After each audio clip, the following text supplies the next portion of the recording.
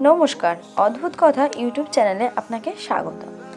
পৌষ মাসে ভুলেও এই সমস্ত কাজগুলি করবেন না, গৃহস্থের অকল্যাণ হয়।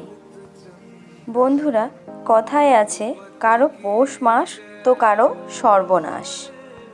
অর্থাৎ পৌষ মাসকে যদি আপনি সুখের মাস করতে চান, মানে আগামী বছর বা নতুন বছর, তাহলে পৌষ মাসে এই সমস্ত কাজগুলি থেকে নিজেকে বিরত রাখুন, নচেৎ পরিবার ও গৃহস্থের সর্বনাশ কেউ আটকাতে পারবে না।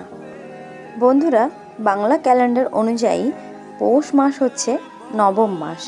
তবে এই পৌষ মাস শেষ হতে না হতে শুরু হয়ে যায় নতুন বছর। এই পৌষ মাসে সূর্য নিজের রাশি পরিবর্তন করে ধনু রাশিতে প্রবেশ করে, ফলে দিন ছোট হয় এবং রাত্রি বড় হয়ে থাকে। যেহেতু সূর্যকে সমস্ত গ্রহের অধিপতি বলা হয়, তাই সূর্যের এমন অবস্থান অন্যান্য গ্রহ এবং নক্ষত্রের ওপর বিরূপ প্রভাব ফেলে। সূর্যকে এই সময় মৌলিন বলে গণ্য করা হয়। এই কারণেই এই মাসকে খর মাস বা মল মাস বলা হয়ে থাকে। তাই প্রায় সমস্ত ধরনের মাঙ্গলিক কাজ এই মাসে নিষিদ্ধ করা হয়েছে। সূর্য যখন মকর রাশিতে প্রবেশ করে, অর্থাৎ সূর্যের যখন উত্তরায়ণ হয়, তখন থেকে সমস্ত শুভ কাজ শুরু করা যায়।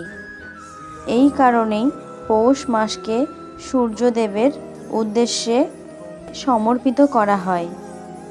বলা হয় এই মাসে অন্তত একবার হলেও সূর্য প্রণাম করা উচিত এবং সূর্যদেবের উদ্দেশ্যে জল নিবেদন করা প্রয়োজন। তবেই জন্মকুণ্ডলিতে থাকা সূর্যের নেতিবাচক প্রভাব দূর হয়। মকর সংক্রান্তির দিন দূরে যাত্রা করা শুভ নয়। আপনি বাড়ির বাইরে থাকবেন না, কোথাও গেলে কিন্তু নিজের বাড়ি ফিরে আসবেন। ফিরে আসাটা আবশ্যিক।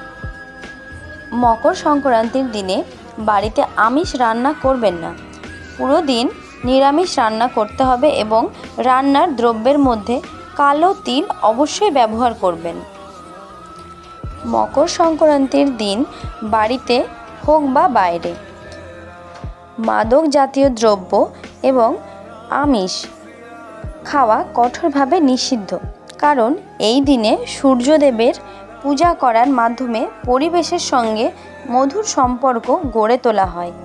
তাই প্রাণী হত্যা এই দিনে নিষিদ্ধ। এবং মকর সংক্রান্তির দিন গাছ কাটবেন না।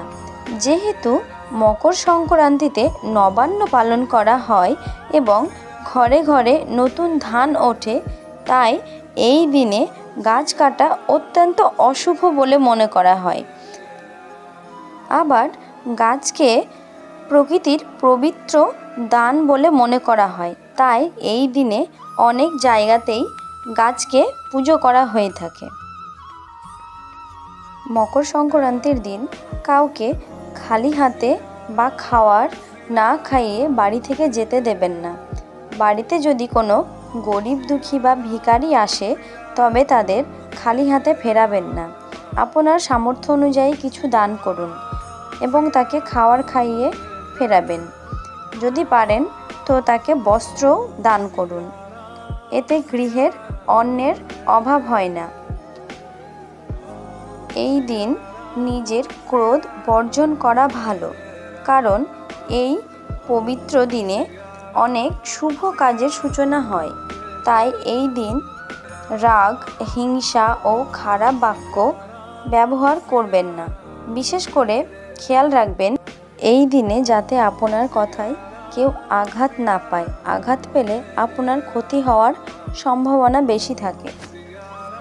এরপর যে কাজগুলি অবশ্যই করা উচিত, এই দিন আপনার গৃহে কোনো পশু পাখি এলে তাদের তাড়িয়ে দেবেন না। পশু পাখি আসা একটি শুভ লক্ষণ। মকর সংক্রান্তির দিনে ঘরের ভেতর থেকে বাড়ির আশেপাশের সমস্ত জায়গা পরিষ্কার করে রাখবেন।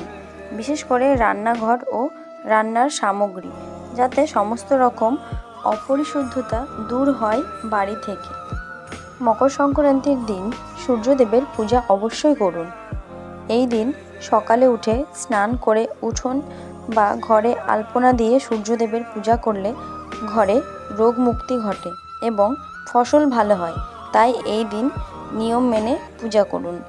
এই দিনে কোনো গরিব দুঃখীকে চাল, ডাল, ঘি, কম্বল দান করলে গৃহস্থের পুণ্য লাভ হয়, তাই দান করতে ভুলবেন না।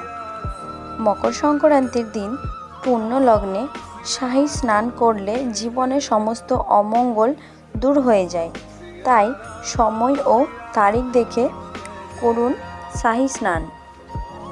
এই দিন নিজে মিষ্টিমুখ করুন এবং অন্যকেও করান, এতে সবার মধ্যে মিষ্টি সম্পর্কের সূত্রপাত ঘটে।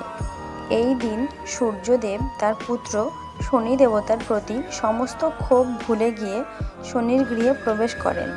তাই এই দিনে সকলের মিলিত হয় মিষ্টি মুখের মাধ্যমে সুসম্পর্ক বজায় রাখার অঙ্গীকার করে থাকেন। আরও নতুন নতুন ভিডিও পেতে আমাদের চ্যানেলটি সাবস্ক্রাইব করুন। ধন্যবাদ।